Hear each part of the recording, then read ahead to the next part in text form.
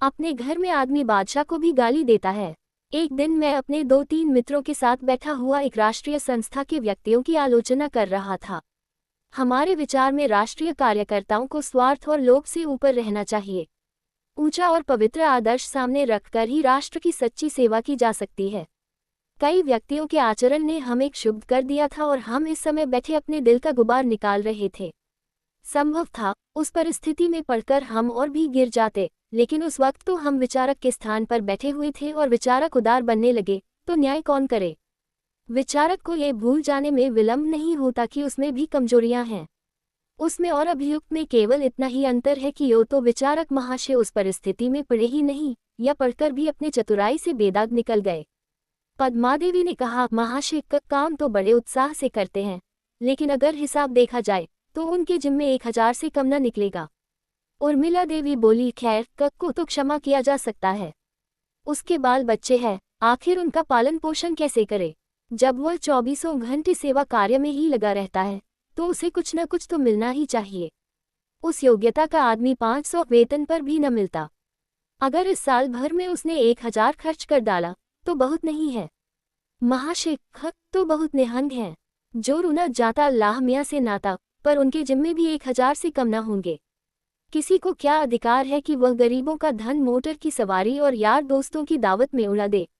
श्यामा देवी उद्दंड होकर बोली, महाशय ग को इसका जवाब देना पड़ेगा भाई साहब, यो बचकर नहीं निकल सकते।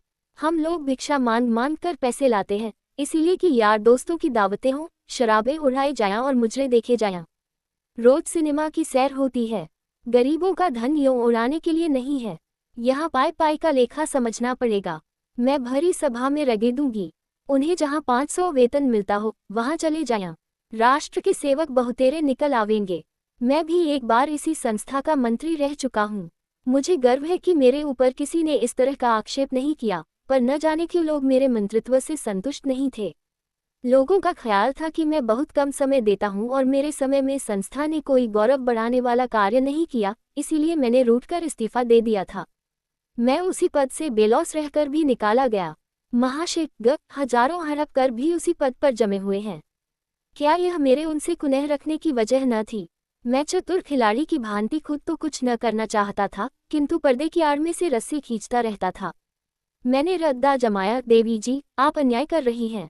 महाशय से ज्यादा दिलेर। और उर्मिला ने मेरी बात काटकर कहा, मैं ऐसे आदमी को दिलेर नहीं कहती जो छिपकर जनता के रुपये से शराब पिए। जिन शराब की दुकानों पर हम धरना देने जाते थे, उन्हीं दुकानों से उनके लिए शराब आती थी। इससे बढ़कर बेवफाई और क्या हो सकती है? मैं ऐसे आदमी को देशद्रोही कहती हूँ। मैंने और खींची, लेकिन ये तो तुम मानती हो कि महाशय केवल अपने प्रभाव से हजारों रुपये चंदा वसूल कर लाते हैं। विलायती कपड़े को रोकने का उन्हें जितना श्रेय दिया जाए थोड़ा है।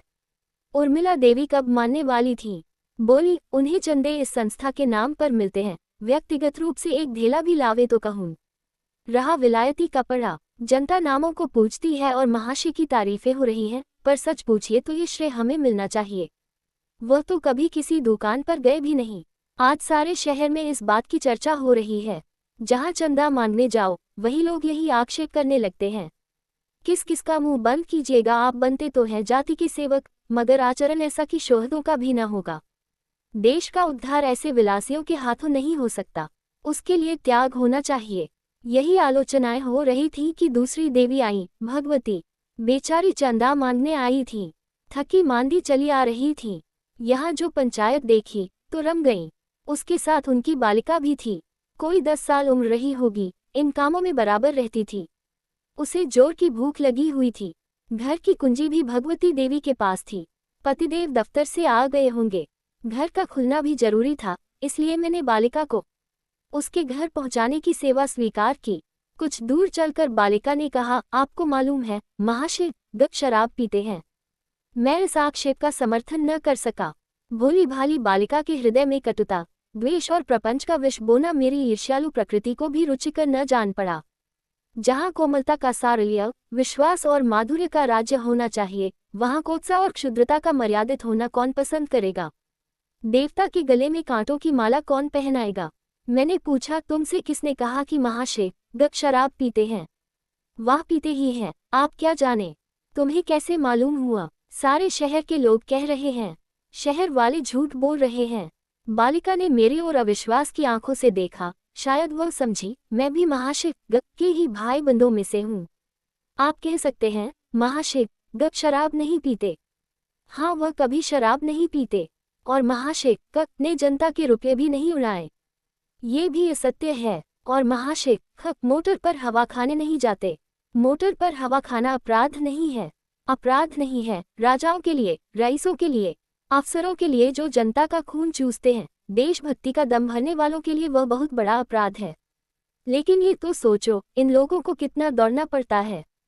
पैदल कहाँ तक दौड़ें? बैलगाड़ी पर तो चल सकते हैं, पर कुछ बात नहीं है।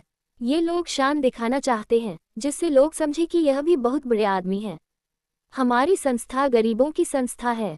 यहाँ मोटर पर उसी वक्त बैठना चाहिए जब और किसी तरह काम ही न चल सके, और शराबियों के लिए तो यहाँ स्थान न होना चाहिए।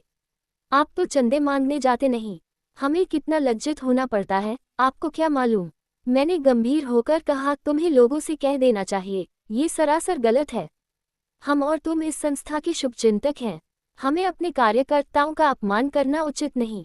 हमें तो इतना ही देखना चाहिए कि वे हमारी कितनी सेवा करते हैं। मैं यह नहीं कहता कि क ख ग में बुराइयां नहीं हैं।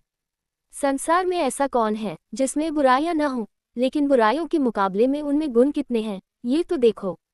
हम सभी स्वार्थ पर जान देते हैं, मकान बनाते हैं, जायदाद खरीदते हैं, और कुछ नहीं तो आराम से घर में सोते हैं। ये बेचारे 24 घंटे देश हित की फिक्र में डूबे रहते हैं। तीनों ही साल भर की सजा काटकर कई महीने हुए लौटे हैं। तीनों ही के उद्योग से अस्पताल और पुस्तकालय खुले। इन्हीं वीरों ने आंदोलन करके किसानों का लगान कम कराया। अगर इन्हें शराब पीना और धन कमाना होता तो इस क्षेत्र में आते ही क्यों? बालिका ने विचारपूर्ण दृष्टि से मुझे देखा, फिर बोली, ये बतलाए महाशय ग शराब पीते हैं या नहीं? मैंने निश्चयपूर्वक कहा, नहीं। जो ये कहता है वह झूठ बोलता है। भगवती देवी का मकान आ गया। बालिका चली गई। मैं आज झूठ बोलकर जितना प्रसन्न था उतना कभी सच बोलकर भी न हुआ था। मैंने बालिका के निर्मल हृदय को कोत्सा के पंख में गिरने से बचा लिया था।